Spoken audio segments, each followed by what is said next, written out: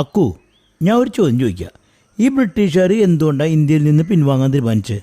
അത് എന്റെ ഊഹം വെച്ച് പറയുകയാണെങ്കിൽ ബ്രിട്ടീഷുകാരുടെ കയ്യിലുള്ള പിന്നൊക്കെ തീർന്നു പോയിട്ടുണ്ടാവും.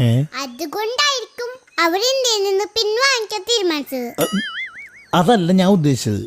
ഈ ബ്രിട്ടീഷുകാർ എന്തുകൊണ്ടാണ് ഇന്ത്യയിൽ നിന്ന് തിരിച്ചു പോയെന്ന്. അതെന്റെ ബലമായ സംശയം.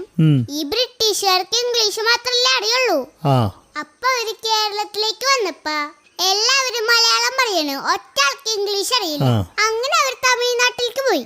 അപ്പിണ്ടടാ എല്ലാവരും തമിഴ് പറയണ്, അവിടുത്തെ ഒറ്റ ആൾക്കും ഇംഗ്ലീഷ് അറിയില്ല. അങ്ങനെ അവർ നേരെ ബോംബെക്ക് പോയി. അപ്പിണ്ടടാ അതിനും വലിയ കഷ്ടം. അവിടെ എല്ലാവർക്കും ഹിന്ദി മാത്രമേ അറിയുള്ളൂ, ഒറ്റ ആൾക്ക് ഇംഗ്ലീഷ് അറിയില്ല.